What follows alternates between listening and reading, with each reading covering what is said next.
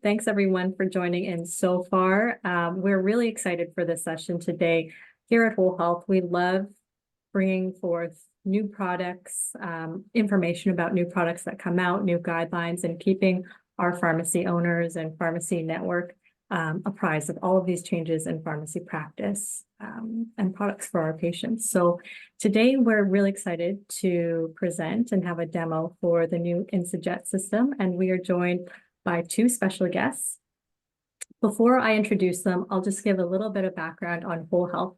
So many of you might already be in the banner, but for those who are not, Whole Health is an independent pharmacy banner. We are in 8 provinces across Canada with 200 pharmacies across Canada at this point. We focus on banner support. So we have formulary operations and clinical program support, and that includes bringing forth some of these innovative programs and education. And if you don't already follow us, please follow us on our social media to keep updated with all of our education initiatives. So we are very pleased to have both Daphne and Louise here today for this demo. Many of you might already recognize Daphne.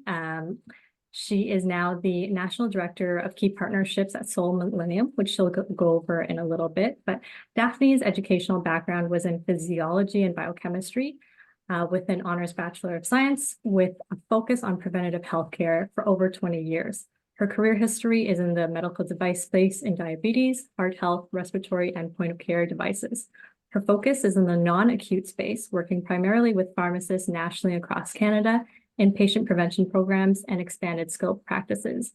Daphne loves early adoption practices and disrupting the non-acute channel in a way that positively impacts patient health outcomes. And I'm sure many on the call are already familiar with Daphne and have seen her around in your pharmacies. So we're glad to have her.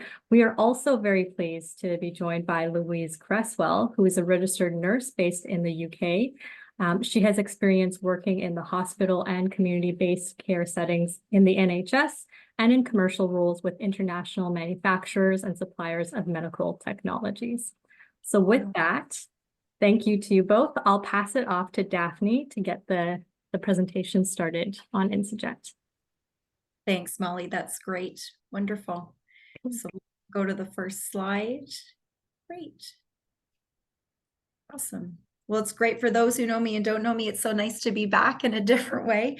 Louise and I are really excited actually to share this new technology and how it's going to change the space of diabetes going forward for what I think is going to be forever. So who is Millennium? Just quickly. Daphne, do you mind sharing your screen?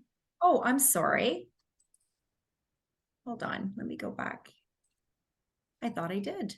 No worries. And in the meantime, just some housekeeping. If you have any questions, please feel free to put it in the webinar chat or in the Q&A. There's a lot of interesting, exciting information to go through, so I'm sure many will have some questions. We'll first go through some background on Millennium and NuGen, some background on the science and the product, who it could be used for in your pharmacies, and who you might want to start the conversation with.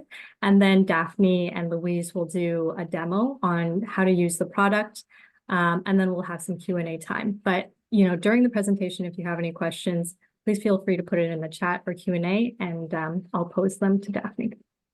So Molly, I'm going to ask you where it says share in the top right hand. Is that where I need to go? Yes.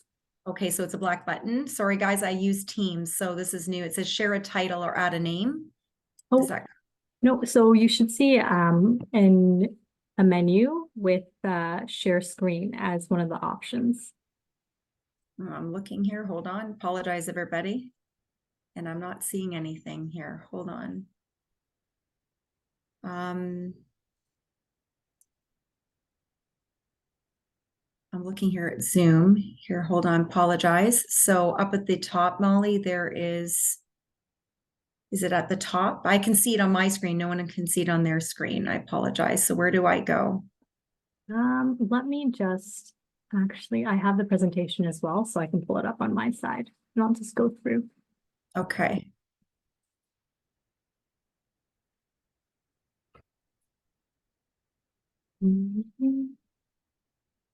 Oh, wait, hold on here. Sorry, guys. Hold on. Let me see. I apologize. Let me know if you can see Okay. this. Yes, I think you're entering into Oh, screen wonderful. share mode. Yes. Okay, perfect. Okay, so and we're gonna go full screen mode. Is this good? Everybody can see this. Yes. Okay, perfect. Excellent. Great.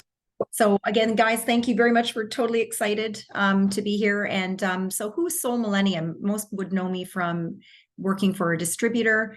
Soul Millennium, actually, we're one of the largest needle and syringe manufacturers in the world. We're vertically integrated across the globe, and we reach in a span that I can show you in the next slide. Focus really is looking at eliminating unnecessary needle stick injuries, looking at saving medication through delivery, different delivery methods, and enhancing actually the interaction between the clinician and the patient experience. Our mantra actually moving forward is building a healthier tomorrow is what we stand for. And Nugent is the founder of the InsuJet and our partner to date. They focus very much in the space of specialty device. And Louise can actually maybe add a little bit more information as to where they're located for interest's sake. Yes, we're headquartered in Toronto in Canada. That's where the core team sits. Our research and development, product design is out in Europe, in the Netherlands, and I'm based here in the UK. And we have an international footprint working through distributor partners globally. Wonderful. Thanks, Louise. The product segments that Soul Millennium focuses on is diabetes care, medication delivery, blood collection, diagnostics, PPE, and veterinary products. So we span quite a large bandwidth. My focus, obviously, today is on the diabetes portfolio. So highlights of the InsuJet. This is a never seen before technology. I mean, obvious would be it's non-invasive. So it's a non-invasive way to administer insulin, and it's clinically proven to be effective in treatment of both type 1 and type 2s. Obviously, because it is non-invasive and needle-free, it's safer than conventional insulin therapies, which we know of as being a needle and syringe. It's fast. The results have faster uptake than traditional methods, and it's suitable for all ages, so 6 years and above. And cost effective, we can explain a little bit further in another slide, but it's approximately $1 a day, or as I like to say, it's pretty much on par with what we already know. So the system consists of 3 components. So you've got a needle-free injector, okay, that can be used up to 5,000 injections.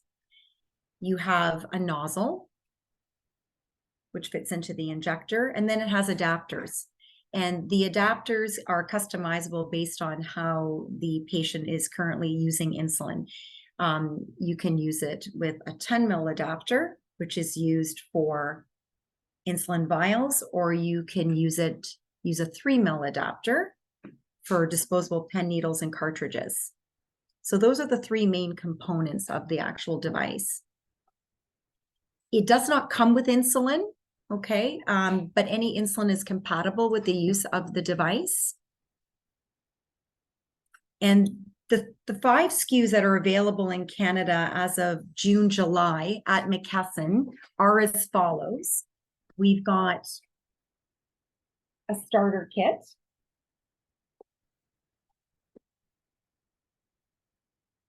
We have the separate device on its own, or the InsuJet, or the device that's used to inject. And then you've got 3 consumables. You've got a nozzle and comfort ring with 5 different nozzles and 5 comfort rings. These are all sterile. And then we have a 10 ml adapter to be used with insulin vials. There's 5 in a package. And then we have a 3 ml adapter. So very simple. 3 ml adapter to be used with disposable insulin pens and cartridges. And on this slide, before you move on, Daphne, just for everyone on the call, so for Whole Health partners, I've sent some information already, but we will be having a pre-order in the coming weeks once we have some of the McKesson details finalized. If you are not part of Whole Health, please send me an email after this webinar recording, depending on how you're watching it. And I can put you in contact with one of my colleagues who will be working with Daphne on sourcing some of these products. There will be limited supply coming into Canada. So this is why we've prioritized, letting everyone know about this oncoming innovative technology so you can plan for some of your patients where it would be most beneficial for. Thanks, Molly. That's great. Yes, McKesson has been hammering me pretty hard this week. They're very close to creating all the item numbers, everyone. So the 5 SKUs that you see will have a separate McKesson itemized number. There will be a PharmaClick promotion that goes out twice. And then I'll be working with Molly to support any questions that you might have. So we're very excited. I think what might happen is due to public awareness, which is going to be separate of the clinical piece we're doing. We're just going to have patients clamoring to go into pharmacy and asking. So we're going to be bringing product into McKesson, and then hopefully behind that we'll be manufacturing more and sending it over. So we expect the demand to be high.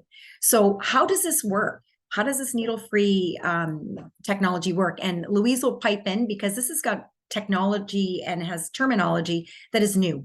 So we compare it to needle and syringe, but it works very differently. So generally what we're doing is we're insulin molecules under high pressure through a tiny little orifice that exists, okay, at the tip of the nozzle.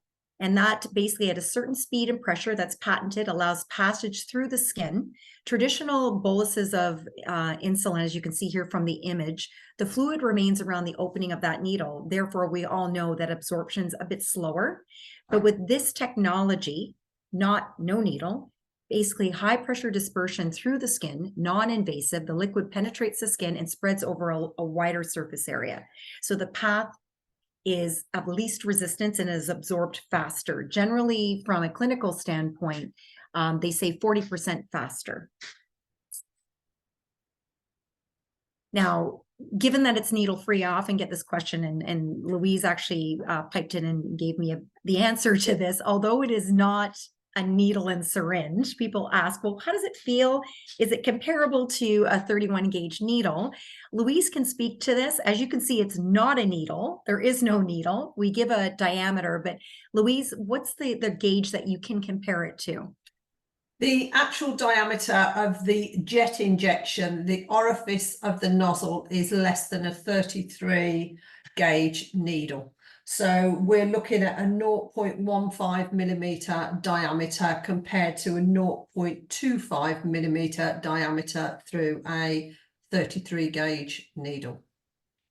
Thanks, Louise. Yeah, so, and then I often get the question, and once I demonstrate it, people say, well, do you feel anything? I personally don't. Everybody's a bit different, but when giving myself an injection of saline, I'll do it at lower dosing and then higher dosing. Generally at higher dosing, you might get tingling for me. Lower dosing, I don't feel anything other than there's a lovely little spring-loaded sound and a bit of pressure. So moving along, why is there a preference using an InsuJet over a needle and syringe? I think it's kind of obvious, but there's a few different things we can point out. It's very user-friendly and safe. Reasons for that is this device, because it doesn't use needles, it doesn't produce any biohazardous waste. So there's no need to look for a sharps disposal. There's no need to worry about the idea of needle stick injuries. It's non-invasive, and it reduces injection hesitancy. In my travels recently, even people who inject themselves for 30 years and are used to it, there's still sometimes hesitancy. You still get days where you just don't want to inject yourself, is what I'm hearing from type 1s. It's fast acting. I have an influencer right now, Chris Jarvis, who's a gold medal Olympic rower for Canada. He is the CEO and founder of the non-for-profit I Challenge Diabetes. He's a pumper.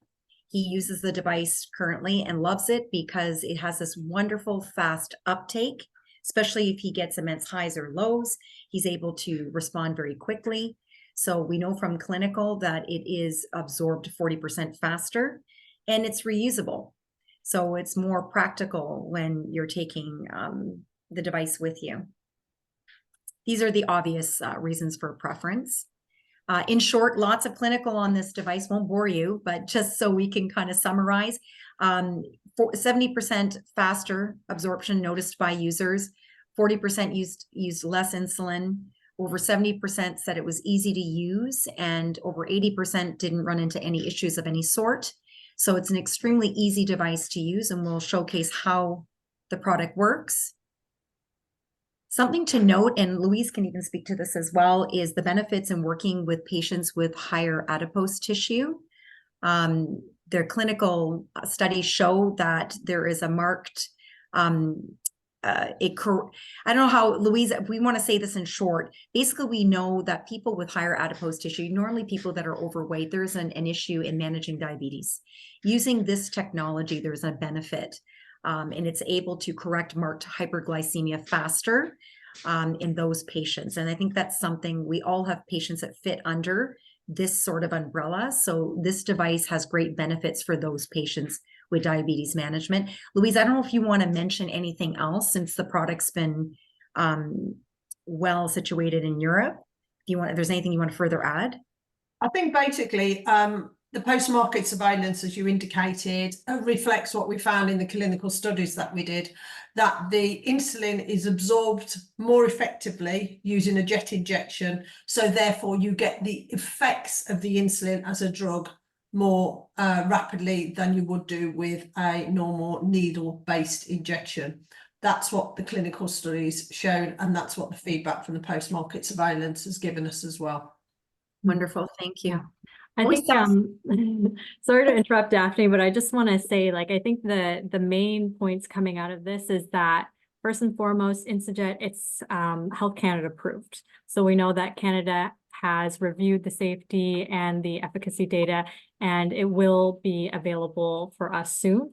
It is approved, but outside of that, we have a whole compendium of these resources and these studies that have been done, and the fact that it's been used in many different countries already. So we have real world evidence, including clinical studies and the Health Canada approval. We do have a couple of questions if now is a good time to answer some of them. So first question, does this work for basal insulins? Does the distribution change the expected absorption for long-acting insulins? It works with all U100 insulin, so it has to be a U100, not U300, not the new GLPs. We are working on doing the pharmaceutical tests at the moment on the other drugs, but currently it's U100s. Okay. And what was the second part of the question? Yeah, I think, Louise, you were going to touch on this later on in the presentation, but does the distribution change the expected absorption of long-acting insulins? Does the dose have to change? Right.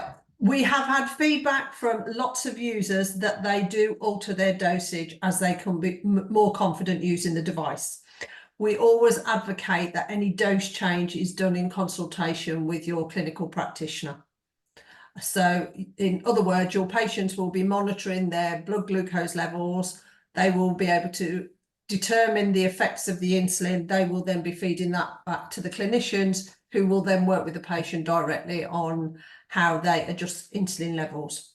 So yes, it can, but it needs to be done under clinical advice. There's a question here, and Daphne, I know you and I were just talking about this earlier this week, but around the cost and coverage in various provinces. In the question, someone's asking about Manitoba in particular, and if it's going to be covered by private plans. In short, yes, yes, and more yes. We're actually talking to Ontario Health right now. We are working with a consultant out of the West that deals with every provincial formulary. Devices being vetted by Manulife currently, and we are also talking to some of the other third-party payers. We've also had contact with NHIB as well. So the goal long-term is to have coverage under all these different means to ensure that patients have access to it. What I can tell you is fielding calls from patients every week, and I do share what the MSRP is going to be. I'm not getting a lot of kickback on it. It's something where patients have already made the decision they want it. What I am verbalizing to patients is if they have third-party coverage, what I am aware of is health spend dollars. Most people have it. this would fall under that. So it gives opportunity to get reimbursement that way. So we're working very diligently to make sure that we cover off on all these different avenues. So yes, yes, and yes. And if your patient isn't sure how to go about claiming it through third party, through health spend dollars, we're happy to help with that process if there happens to be any need for documentation, et cetera. So hopefully that answers the question. Mhm. Okay. And another clinical question here for you, Louise. Are patients more prone to hypoglycemia due to rapid absorptions? Do we reduce bolus doses when patients start? So this question just keep popping up. We haven't had any adverse effects reported to us that anybody's had an acute hypoglycemic attack or anything like that. But patients notice that they, as I mentioned earlier, they get the effect of the insulin more rapidly. So therefore they adjust their insulin dosage accordingly. I think that's probably answered the questions. Yeah. So That's great. Back to you, Daphne. Great. Well, before we get into the nuts and bolts of actually how it works, target market, I think we all know who our patients are, and Louise can speak to what's happening in Europe, and I'll speak just very lightly to what I know here, since the product hasn't officially made its way into pharmacies quite yet. I get a lot of patients calling on fear of needles, and that is for parents who have to inject children, right to children, teens, just even into their 20s and 30s. People don't like to inject. So needle phobia is a big one. One I do want to share before I turn it over to Louise that I'm learning, which is interesting, and I'm paraphrasing what I'm being told, is I'm running into a lot of pumpers who have trouble at site often. You get infection or it becomes irritated. They choose to remove their pump, obviously working with their healthcare provider, and go back to needle and syringe. I thought that was really interesting. I also know that, Chris Jarvis, for instance, wears a pump, and he uses the InsuJet in tandem with his pump. But attending this ICD conference on Sunday, I ran into several people, including a Dexcom rep who wears a pump, obviously, who indicated that she likes to remove her pump and not wear a wearable and do needle and syringe.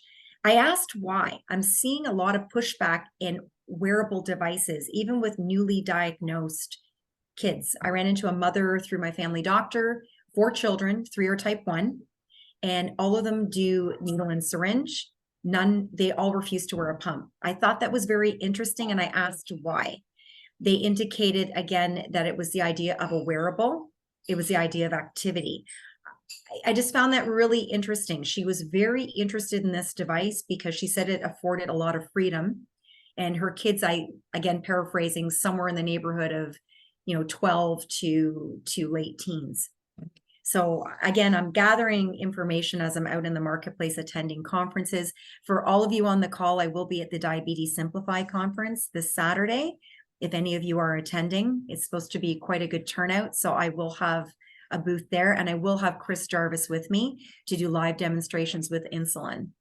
So Louise, I'm going to turn that over to you. So maybe you can add a bit of color about what's happening in Europe and, the patients that would be, the ones that our pharmacists here in Canada would want to target and introduce this new technology to. Yeah, so beside those patients who have anxiety around needles and injections, there's also those that have generalized injection anxiety. So it may not be as severe as fear of needles, but it's just, I'm frightened of giving myself my medication.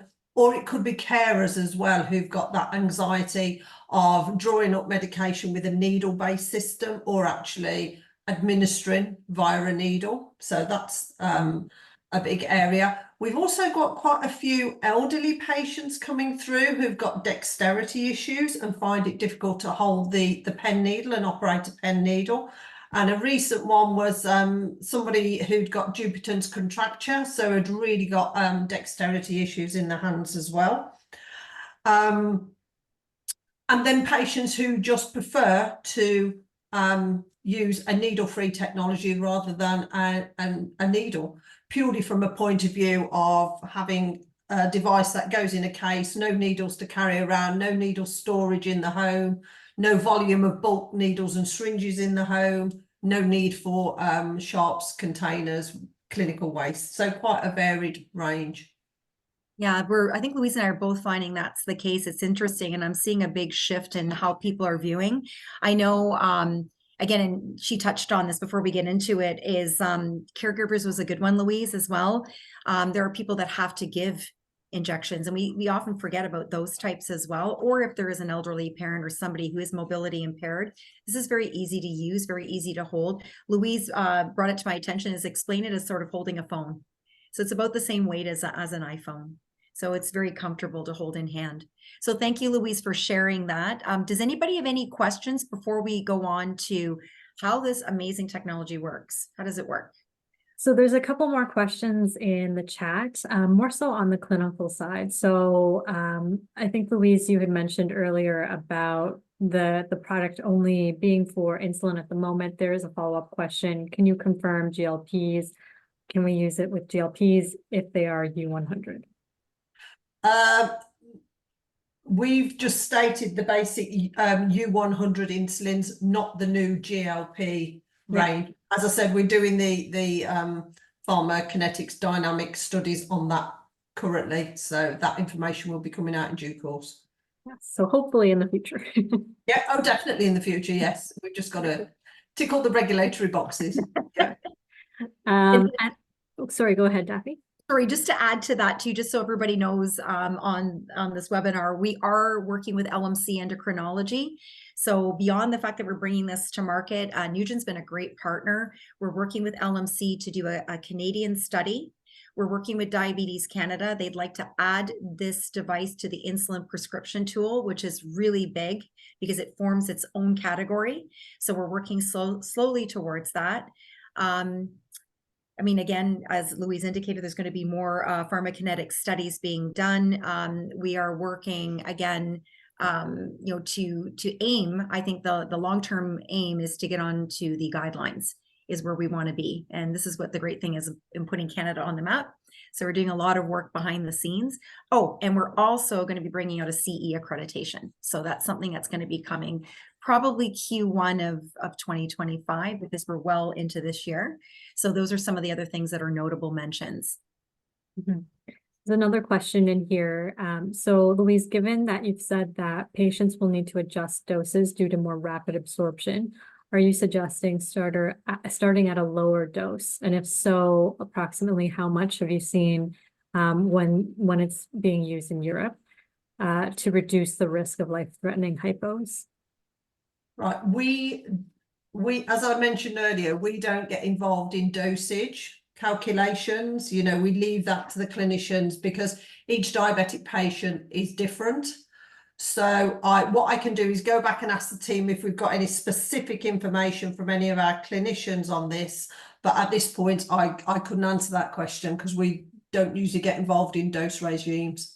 Okay, thanks, Louise. And I think, Daphne, I mean, this kind of relates to some of the questions that we had when we were first introduced to the system as well, when you came into our head office to present it, in terms of how we actually operationalize this at the pharmacy level. And you had mentioned that there are a whole host of resources being developed, as you mentioned about the accredited course, different guides and tools for pharmacists and other healthcare professionals. So as the product comes out later this year, there will be more resources to specifically guide the clinical. Yeah, what I can tell everybody on this call is all of our support materials in tandem with Nugen, where partners, have been done. Look at the device as whatever needle and syringe is being used, it's a direct comparator. So I have people in a focus group right now through ICD that are using the product, and it's been very easy for them. Whatever they're doing with a needle and syringe is what they're doing dosing wise with an InsuJet, as Louise stated, under the guise of a healthcare practitioner. It's been a direct one-to-one with Chris Jarvis, who she was on the call. He takes a very low dose. He's an Olympian, but he wears a pump. And when he's feeling a certain way, it's very helpful to be able to use the device immediately and feel the results. And he finds actually he manages his state much easier with it than with a needle and syringe, less anxiety, and he feels better quicker. So just sort of relaying that again, although it's a different technology, it works the same way that a needle and syringe do. Our website is up next month, or this month, actually, it's March, right? No, March tomorrow. So the website is up and running. We have warranty figured out. We have clinical support through a 1-800 number and an email. So everything is already done for everybody. We're just waiting for it to get here. And then, of course, as Louise stated, there is more to come. And I think once this launches, I think we're going to realize the absolute amazing aftermath, and we'll just tailor that to how the product rolls out. Anyways, so who wants to see how this works? Yeah. How it actually works. So how does the technology work? I was speaking to Louise and Molly about this. We want to make this easy for you guys to see. So what I'm going to do is I'm going to actually go through just step by step what it is, okay, visually here on the screen. And then we're going to put me on full view. And I'm going to walk through this, and Louise is going to probably pipe in because she's the extra voice in my head, if because there's different terminology we use with this device, and we want to make it separate from what you know. So operating steps, guys, very easy to use. Just to note, inside the starter kit, there is a QR code. We know no one likes to read manuals, so hey, you can point your phone and you can easily see a video as to how to use the device. Should a patient get a bit frustrated even with that, there is a 1-800 number, an email. There's ways to support your patients. Some are better self-help, some need a little more hand-holding, but it's very simple to use. So how does it work? Well, you've got the device. You basically have to lock a nozzle in place. The nozzle, and again, I'm going to walk through this, but I'm going to showcase it on full screen. The nozzle fits into the device and it's locked in place, and it stays locked in place, okay, for 14 days or 56 uses. You have a choice. You can do a 3 mil adapter or a 10 mil adapter. Both the 3 mil and the 10 mil and the nozzle and the device are in the starter kit, if you remember from prior slides. So the starter kit has about 3 months worth. Okay, so the 3 mil adapter would be used if you were doing a pen needle, okay, or a disposable pen needle or cartridge. Or you can choose to use a 10 mil adapter, which is used when using a vial of insulin. In this case, it's a saline vial. And again, I'm just going to go through these and I will show you step by step on full size screen. I'm going to show you how, if you're a first-time user, how you prime the device, okay, how you charge the device, because remember, there's a spring action load inside, no batteries, okay, fully environmental, okay, patented technology, okay. Charge the device means that you have to load the spring so you're able to deliver the insulin. And again, I'm making this very high level. You basically connect your adapter, okay, you basically upload the insulin, okay, to the target dose. And I'll explain why we uptake 2 more units of insulin, or in this case, saline, and that is to compensate for possible air bubbles that might appear. You're checking for air. You turn to the dose that you need and you actually expel 2 units of the dose. So if I'm going to give myself 14 today of saline, I'm going to actually increase up to 16. Okay, and then we're going to remove 2 units. We're going to put the comfort ring onto the nozzle. And the comfort ring is this little tiny circle, okay, that fits onto the nozzle, okay?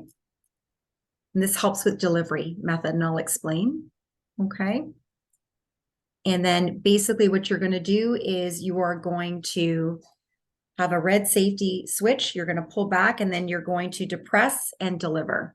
So it's very simple. I know, again, it's not like anything you've ever seen, but once I actually physically go through the steps, and Louise will point out if I've missed something, you'll actually be able to see how it's done. So do you guys want to go to full screen and then I can walk through and Louise can be the little voice inside my head? This is where I wish Louise was right beside me.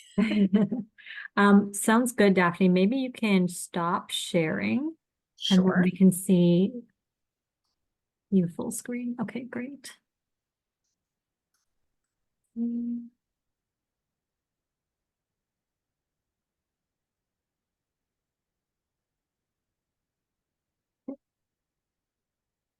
So while Daphne, you're prepping that, there's a question here. How wide are prescribers in Canada aware of the system? I know that you've done a lot of awareness so far, Daphne, and working 24 hours a day to try and get awareness and all of the connections made for release of this product.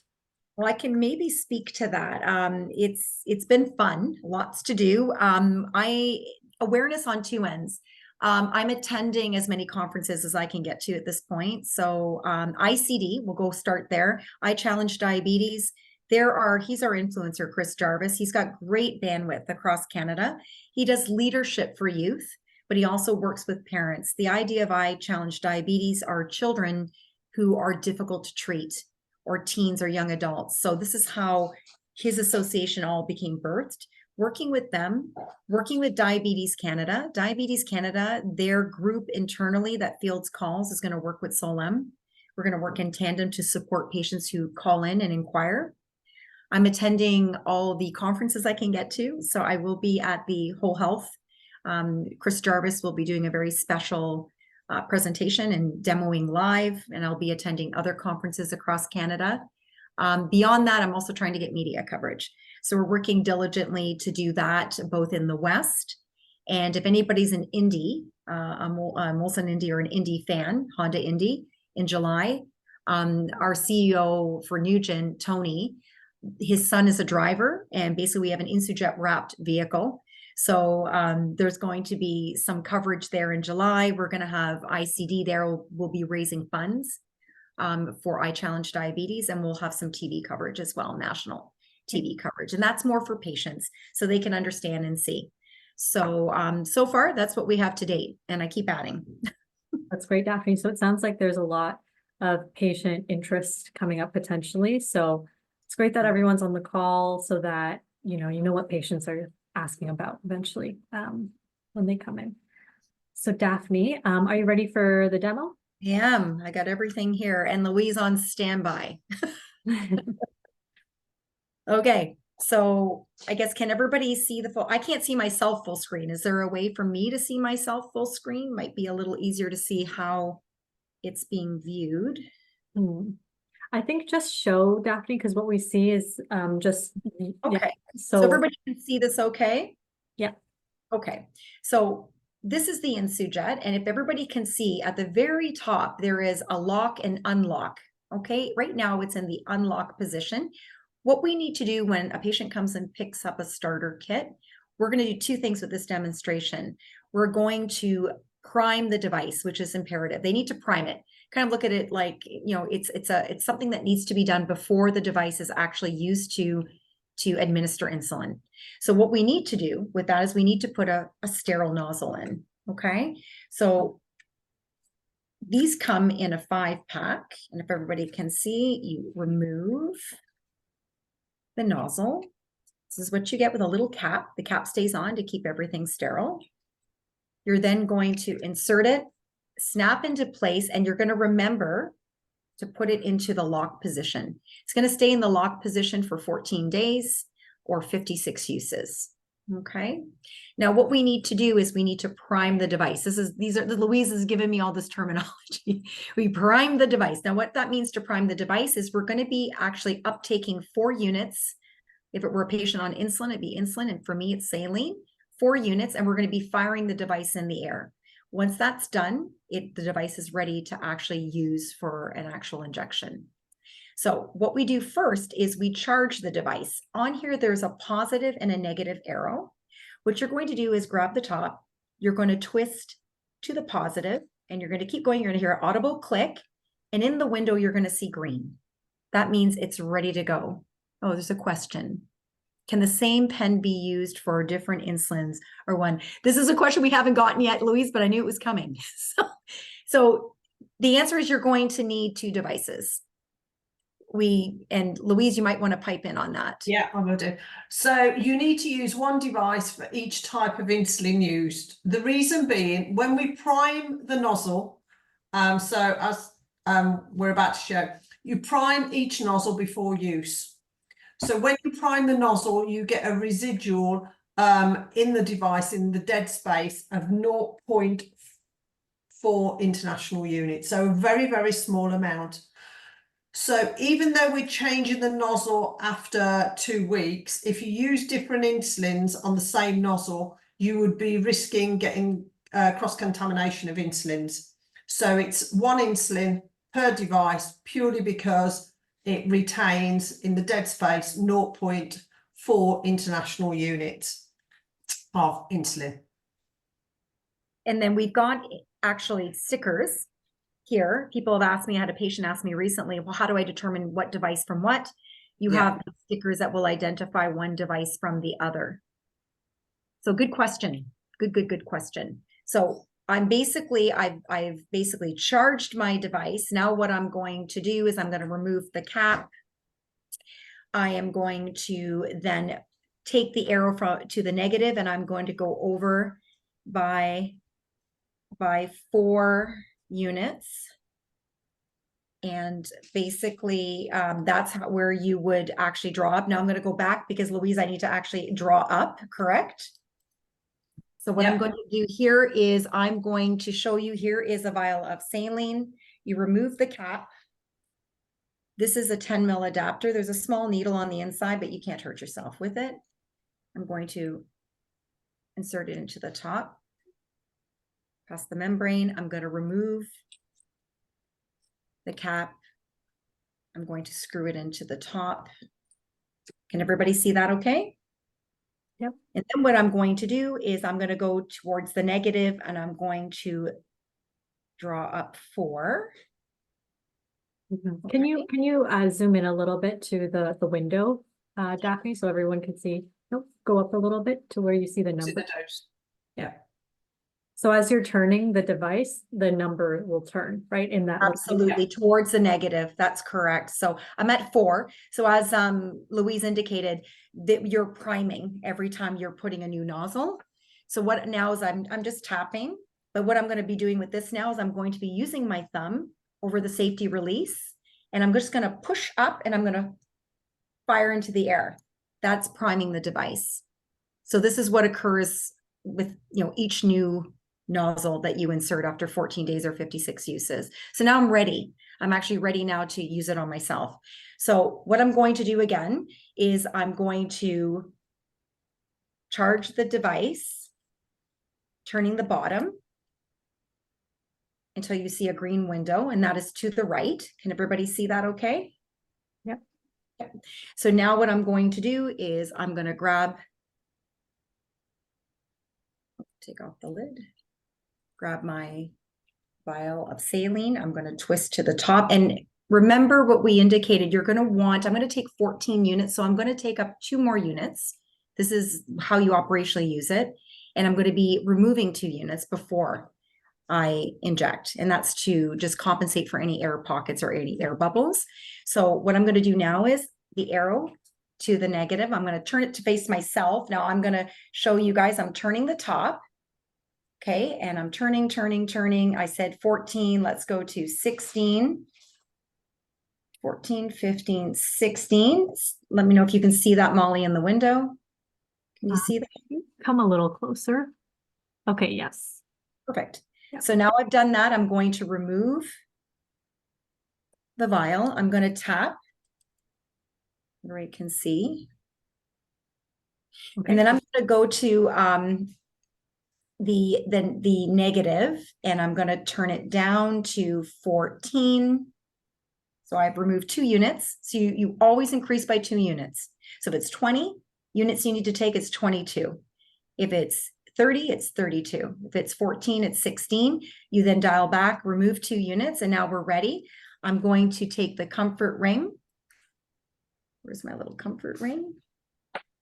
Yes, if a patient draws up too much, they can just discard the extra by just winding the device like we've shown to the -2. And of course, where's my comfort ring? Out. Thanks, Louise, for that. I'm trying to see, my comfort ring disappeared on me. I don't know where it went. Here, I have another one. So here's my comfort ring. It's not mandatory, but I think in speaking to Louise, it's preferential. You place it on the top, and this allows for easier delivery, I believe. I mean, I mean, Louise, I mean, it can be used without it, but we suggest using it with because of the placement on the skin. The key thing, I was going to say the key thing is to effectively administer the jet of insulin. It has to be at a 90-degree angle on the skin. Now, as patients get more confident in using the device, they probably won't use the comfort ring at all, and they'll just go at a 90-degree angle on the skin. But if they get the angle at sort of 45 or less than 90 degrees, you have the risk of what they call then a wet injection, because the jet doesn't penetrate the skin correctly, so you're not getting the total absorption. So as Daphne indicated, the use of the comfort ring, some patients like it because it just makes the experience of having the device on the skin more comfortable. I like it because it's a good training aid. If the comfort ring is flat on the skin and there's a slight indentation, you know you've got the device at 90 degrees. Yes, and that's a good point. Now, I've asked Chris how he likes to use it. He uses it both ways. Sometimes he can't seem to find it, so he'll just use it as is. But he does find it's more comfortable using it. So in this case, I'm ready to go. I'm going to place my thumb on the release button. I'm going to, and everybody can see this okay? I'm going to depress. Can you, Daphne, do you mind shifting at an angle so we can see like your arm? Because your hand is blocking. How's this? So if you shift your body, okay. So I'm going to put it up here to my shoulder and I'm going to press, okay? Do you see how I'm indenting? So you want to have it at a 90 degree. You want to have your thumb on the release button and you're grabbing the device, very comfortable. You're pressing. So it's kind of like a lancet. You know, people do a lancet, they do a light lancet, they just touch. You want to firmly depress into the skin. And what you're going to do is I'm going to now release the saline. And now you hear a spring load. I mean, I felt nothing and it's dry. Now, Louise had mentioned if it were a wet injection, you would end up with residue on the skin. And that's a great indicator to know that perhaps you shifted or moved and, you didn't receive the full dosing. Very easy. I think just the sound is more daunting than anything else. So we couldn't actually hear the sound over really? Okay. But if you just show, Daphne, I guess everyone that all the units that were drawn up have now been gone. So that was the injection, right? Yes, that's the injection. Yeah, finished. And Louise, I mean, anything to sort of add to that? No, that's it. Patients get very confident using it. When I first met the device, I was very staged in my approach of doing it. But the more demos I do now, it just flows. So like with the needle, they get used to it. Somebody's just asked a question, how do you discard the 2 units? Yes, you just turn the top of the device in the minus direction of the minus arrow and you'll see 2 units come out. Let me just see. And what you'll see when you expel units, you'll see the bubble of insulin on the top of the device. Okay, so one thing to be aware of, if you've got a bubble of insulin on the top of the device and then you put it on the skin, you're going to get wetness on the skin. So I always say tap off and then put it on the skin, okay? Otherwise, the patient might think, oh, I haven't injected it correctly. Where they have, it's just the 2 unit residue that you've just expelled has just gone onto the top of the skin as you've injected. So if I just take another 2 units out of that, when I've got my little bubble on the top there, I just get the tap off. And then I'm dry, ready to go on the skin. And that kind of leads in, everybody who knows me knows all the support materials that we customize. We came up with the idea. Louise was involved in this and doing sort of a quick tip, like no one reads the manual, but maybe a 1-pager. That is a really good nuance that Louise just mentioned with regards to the tapping off. So these are all little things that will stick in your mind as a pharmacist that you can transpose to your patient, but there will be an actual living document that actually exists on this because we know patients want to get to the nuts and bolts of how does it work. We're trying to make it very easy so you can workflow with your patient, consult with them, spend the time needed and less time going through all the multiple steps.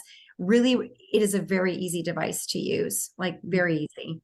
Yeah, I think while we went through it just now, we were answering questions and having a lot of tips. So it seemed like it was a long process, but when patients get used to it, from what I hear is it does, they do catch on to it, right?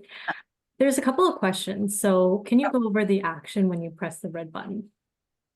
Do you want me to do it, Daphne? Sure, go right ahead. I'm charged, ready to go. So as Daphne mentioned, when you've charged the device and drawn up the insulin, at the top you'll see that you've got the green button, okay?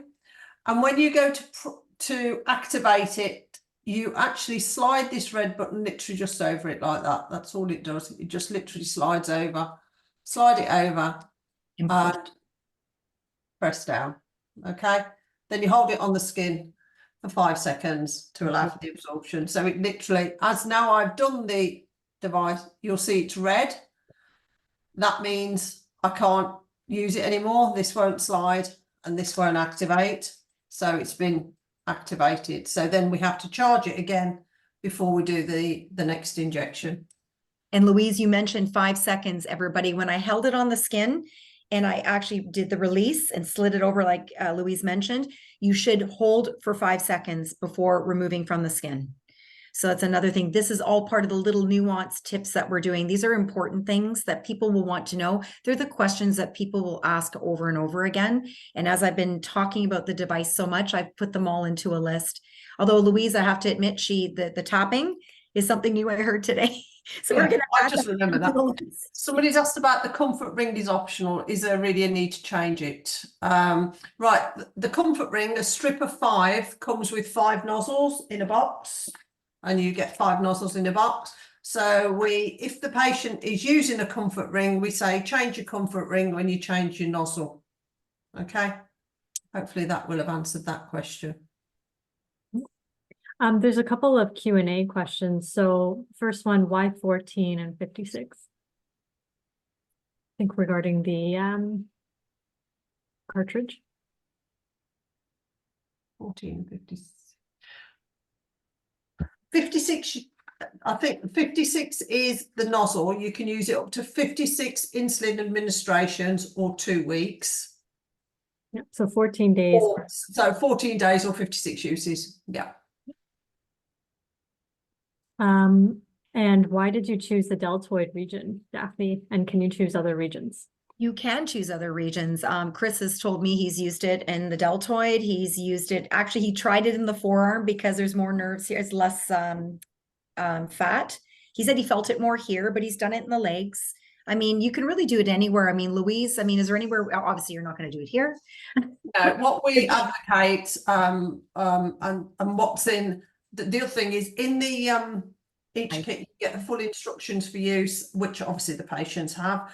And in there, we talk about injection sites and we align to normal injection size for other methods of delivering insulin via a needle and syringe. So rotation of injection sites based on the patient, basically. So we just follow the same guidelines as you would for pen needles or needles. Mm-hmm. There's a question from before. So anything else to add, Daphne, about physician awareness? I think it's going to be driven a lot by some of the media that you're planning on doing and the patient awareness and patient demand. But anything else about that? We're entertaining speaking to Diabetes Canada about mining their list of physicians. So we have opportunity to do echo communications that way, which I think will be great. Obviously, this Saturday, there'll be quite a few physicians there as well. We're really looking to ask our pharmacists too, when patients are asking and inquiring, to put them in touch with me and put them in touch with the team so that we can assist. I mean, it's going to take a while to penetrate. I think the message we want to send through Diabetes Canada is that it should help with operational workflow, because patients there will be able to manage compliancy better using a product like this. So we're working gradually across the board and then through media to try to do that. Certainly all of you that are on the call, you know how interactive I am. If you have physicians you work closely with, if there's some clinics, I mean, I've had clinics reach out to me. I had one out in Durham region reach out to me, and I'll be going to visit them to talk about the device. And that's all doctor focused, right? These are all physicians, and it's actually being led by a pharmacist who's interested and supports these physicians. Mm-hmm. Claire, right? Will there be demo pens and saline vials available for pharmacists for training purposes? Good question. I've been asked that quite a bit.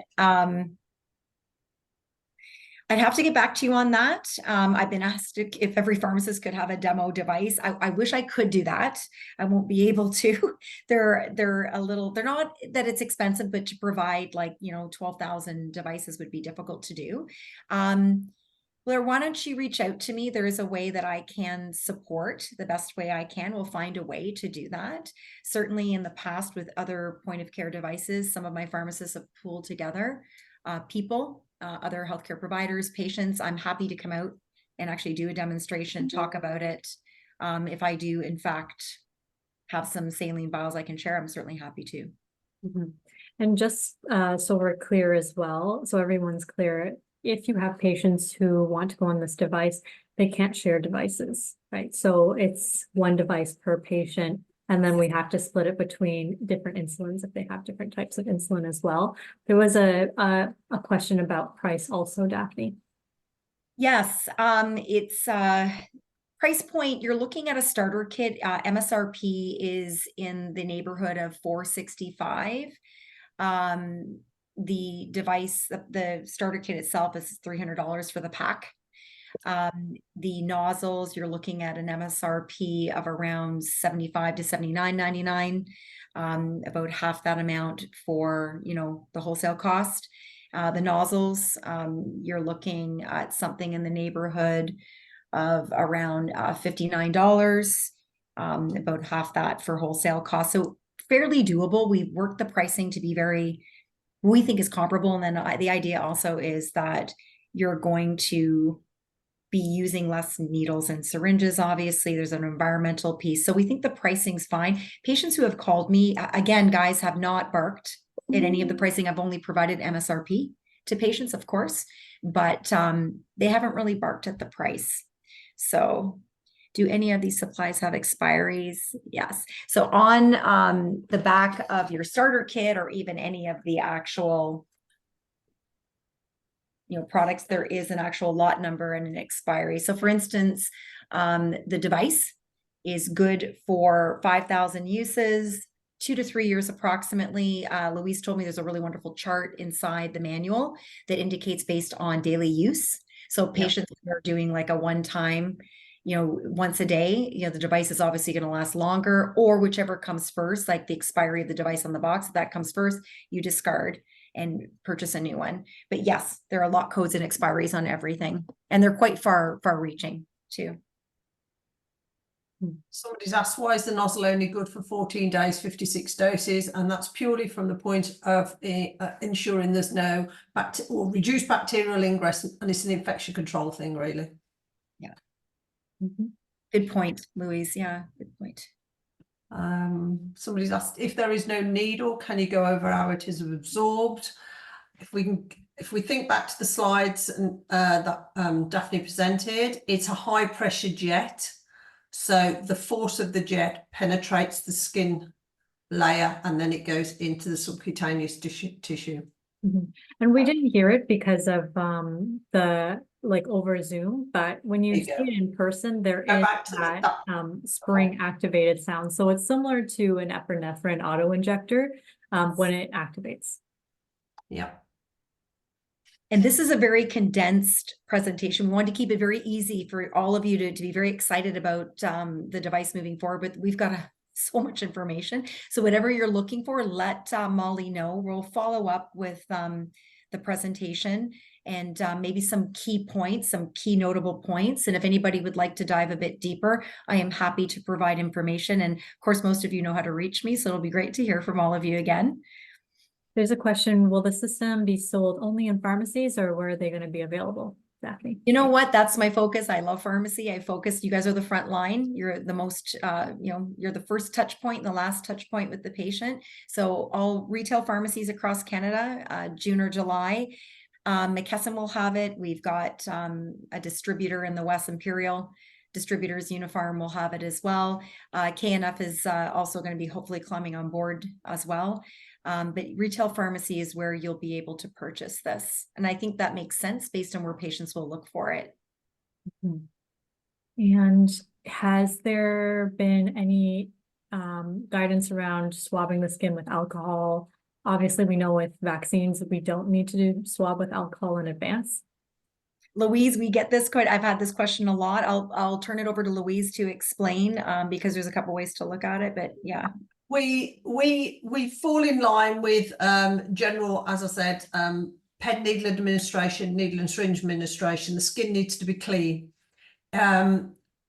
We don't dictate whether it should be wiped with alcohol or whatever. We just state that the skin should be clean. So it's what the patients do currently. But from our perspective, you know, the nozzle and the comfort ring are going on clean skin. So therefore, you know, they can just be wiped down with a clean tissue or something afterwards. It doesn't have, the device doesn't have to be cleaned afterwards unless it got soiled. The patient's skin should be clean. So in that case, at ICD, when I was there, my daughter works for Galderma. She reps Cetaphil. So I had Cetaphil wipes with me, or if it's a summertime, let's say, Louise, good example, if you're sweating or you're a bit moist or warm and you just, you know, the surface just needs to be clean. Of course, you can do the same here. And then Louise, we want to keep the cover on the top of the nozzle to keep it, you know, clean. And then it should always be stored. There's a nice case that makes it easy. And then the device just fits inside the case and it's closed up and it's easy. You can take that in a Lulu fanny pack or something with you, and on a plane. There's nothing sharp. So there you go. Complicated with travel. There's a question as well. Have you guys considered a training fee for pharmacies training patients how to use the device? No, but that is a really good idea. Molly, you and I should talk about it. Absolutely, because I think expectation post-pandemic, and thank you all of you on the call for being there for patients, because you guys were really the only ones available. So that is something that we should discuss. Absolutely, 100%. Mm-hmm. I don't know, Louise, do you guys do that in Europe? No. Maybe this is where Louise can just pipe in too and indicate in the UK, for instance, where it's being used, how patients like it, and of course the UK covers, correct? Yeah, we have the product covered through what we call the UK drug tariff, so it's reimbursed. So our prescriptions for people with diabetes are all free to the patient. There's no cost to the patient. And the healthcare institution gets reimbursed through the drug tariff. So it's been on drug tariff for a few years. So there's no cost to our patients. And there's the question in the chat, Daphne, which you spoke to earlier, but your efforts in getting coverage in Canada. So it's good to learn that there is good coverage for it in other countries like the UK. And anything else to add, Daphne? No, I mean, it can't happen fast enough for me. I mean, we do have a call scheduled with Ontario Health. There is a lot of interest. I think what we're trying to do is move all the parts together. I joke that we're building the plane as we're flying it. I mean, the device is ready to go, but we have all these moving parts. In my experience and in working a lot with patients and pharmacists is that I think it's just going to gather momentum. It'll make it a little bit easier is my strategy in the background. I've also reached out to the federal government. I spoke to Mark Collins' office about the cost savings with it, the idea that, you know, we've got a, huge amount of people that are undiagnosed post-pandemic, and this device really helps with that. It changes the stigma around diabetes. So the answer is it can't happen fast enough, but I'm working as fast as I possibly can. And I think I'm going to try to find a way to articulate or communicate where we're at in the process. So I'm aiming for the end of Q4 to get very close to where we need to be to get some coverage. So I'll keep everybody apprised to where things are going to be going. Great. So I don't know if we have any other questions from anybody else on the call. I don't see anything else through our Q&A or chat. But if there is anything else, feel free to email me after the presentation and I'll follow up with Daphne and send out the recording as well. Yeah, that's great. I really enjoyed this, Molly. This is fantastic. I hope everybody has found the presentation informative. I'm just going to go down to my thank you. I'm very, very excited to be working with Louise. I'm very excited to actually bring this solution to the world. Anybody who does know me in the industry, preventative health is near and dear to my heart. We have a chance to really change the space, and diabetes is a very big portfolio for pharmacy. So reach out to me. I'm excited to support you guys. I will see you guys at the conference, which is, I believe, on the 19th of April. So, and Louise, thank you so much for making yourself available. Yeah, she's 5 hours ahead. So we thank her for making the time. And, you know, everybody have a great, fantastic day. Be well. And I'll look forward to all of you reaching out. Thanks so much. Appreciate your time, Daphne and Louise, for introducing this product to our banner and to everybody on the call today. Thanks again to everybody for joining on and registering. Stay tuned, Whole Health members, for the pre-book that we talked about, and definitely contact us if you have any other questions. Great. Have a super day, everybody. Thanks, everyone. Thank you. Bye-bye. Yeah.